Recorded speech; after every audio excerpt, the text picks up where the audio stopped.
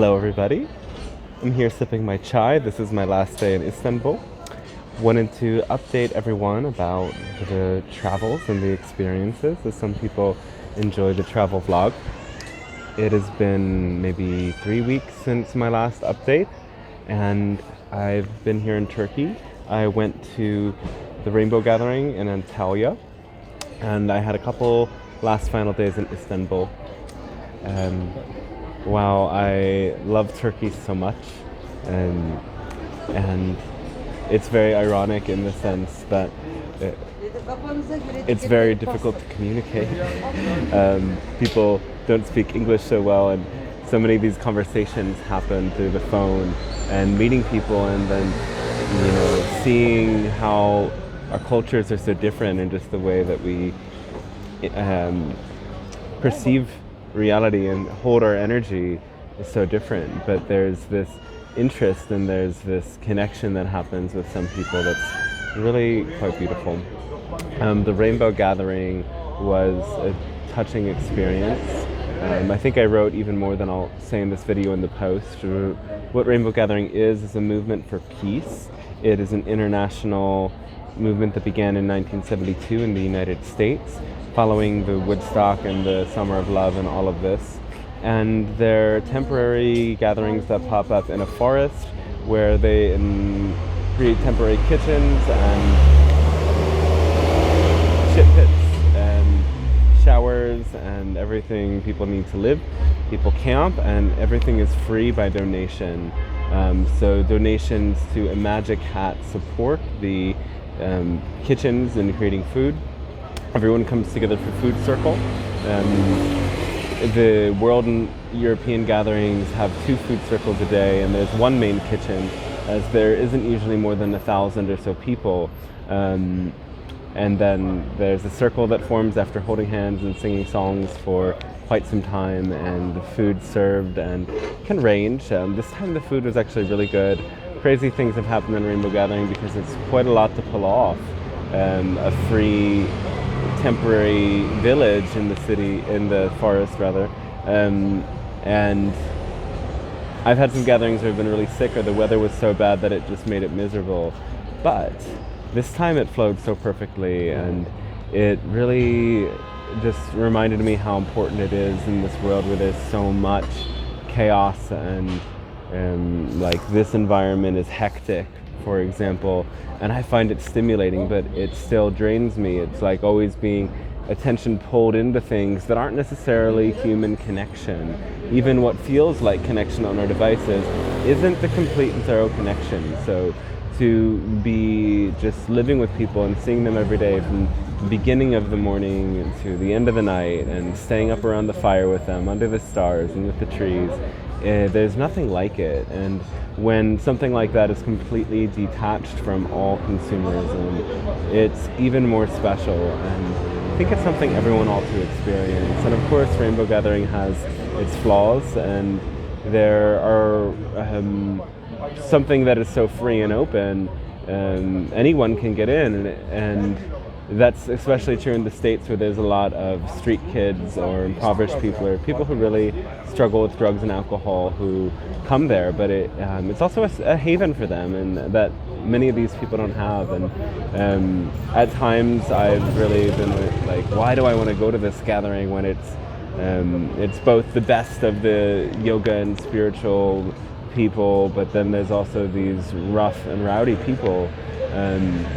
But everyone needs a space, and what's so special about Rainbow Gathering is that everyone's on the same playing field, everyone's an equal, everyone's family, and you really feel that in a way that's so humbling and touching. And every time I go to a gathering, I take some of that with me, and it helps me stay open. And I realized that it had been way too long that I've been in a gathering, because anyway, blah blah blah. The funny thing that happened at this gathering was, for example, there were no disasters this time, but I love the dramatism that comes sometimes. And forest fire was started because there were no personal fires, and somebody wasn't tending their personal fire well, which they weren't allowed to have in the first place, and roots of a tree caught on fire. but there was this one person who was yelling as everyone at the gathering was focused that if a forest fire begins here, 3/4 of this gathering is going to die and burn in their tents before they even wake up. And I don't know who believed that, but the talk among my friends is like, what are they talking about? And at the same time, of course, only communal fires, no personal fires. It's good to enforce the rule. It's just interesting to see how like groupthink can work in these spaces, because then like some people got really like motivated to be the anti-fire squad, and when they were putting out personal fires and gathering huge groups of people to go to campsites and yell and scream at them in these harsh ways. So that's an interesting part of it. Of course, no sacred, beautiful gathering takes away the shadows of our human nature. And in the past, I think I was very hypercritical, and I looked for the flaws so much in things that I didn't get to experience the joy and the beauty. And I've evolved so much beyond that now to just be celebratory in the moment and let my passion guide me to find where there is connection and where there is a place of expansion and joy for me within any environment. And I certainly can find it from these crazy gay clubs in Istanbul to the crazy hippies from all around the world gathering in the beautiful mountains of Turkey. So, what was I going to say? Oh yeah, it reminded me of the lyric from this new Björk song, and I think the new album is, I don't even know if I classify it as music. Björk is an artist. The music is an artistic statement, we'll just say that. That's my opinion on it. It's hard to listen to. But the lyrics to the song are great. To only see the flaws, it blocks connection. To only see the flaws, it blocks connection. And it's so true. And that's a shift I'm moving so far away from, to come into this place of being really, truly, fully open. What else to say?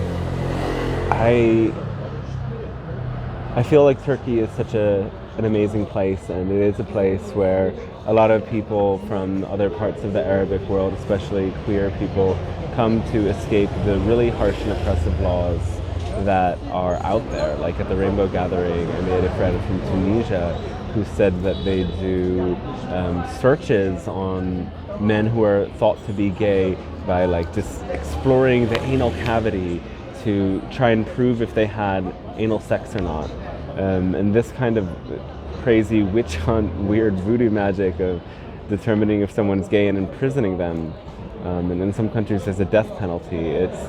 It's a really crazy world out there that I think so many people are not aware of how lucky we have it in some ways. And yes, we need to fight oppression within our systems, though people, I notice so much, especially through social media, people don't have this attitude towards unity, and instead they're really prone to criticizing one another over minor differences, when we live in this world where there are some forces that we could all agree should not be there and should not be oppressing people, yet because we're so focused on seeing the flaws, we don't really unite to break down the people who are really unarguably the bad guys.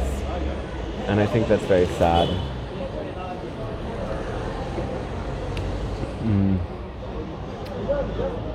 Being in all of these places, I'm always reminded that in the heart of hearts, everybody knows that we're one, and they're so interested in people, even though there's these blockages to communication. It's so blessed we live in this time where we can just type out our thoughts onto this device, and all of a sudden the other person knows what we're saying. And Google translates a lot better than it was when I tried to cheat on Spanish classes in high school. So great gratitude for that.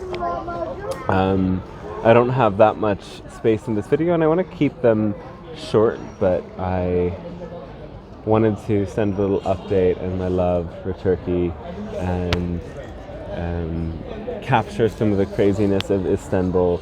By the way, Istanbul, like a lot of the corner stores and things of this nature, literally are open 24/7. It's not just a couple stores that are 24/7 stores.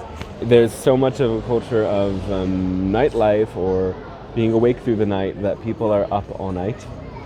And stores are open all night. And I think that's something of the Islamic countries in general, is that, you know, the night is this time of darkness, so things are more hidden. And just as the women cover their heads, it's there's so much about what's hidden. And in general, there's this attitude that people don't, there's certain things that aren't to be seen, and they don't really care, but then, oh no, if they see you doing that thing that's bad, ooh. It's not bad if it isn't seen. So that's very interesting and kind of a challenging one to navigate, but I adapted pretty quickly into knowing what's okay and what isn't. And I definitely think I want to come here again. There's actually so many incredible places, and yeah, I did have some amazing time on the beach. So serene and so beautiful. Like the energy of being on that Aegean Sea is like, it's cosmic and so healing. The water is so fresh and salty and calm, and the beaches barely have sand. It's like little pebbles. And I'm a fan of this, you know, having lived at the beach in Mexico for so long. The sand is such a nightmare and occupies literally everything from the phone to the blankets to the clothes to, you can't escape it. So, and at the same time, I miss, in a sense, how easy it is to make connections with the Western world and also in Mexico. Like I can go into a public space, a public gathering, like the gay bar, for example, and strike up a conversation really easy with someone. And here there may be sparks, but it's like there's only so much connection that can happen.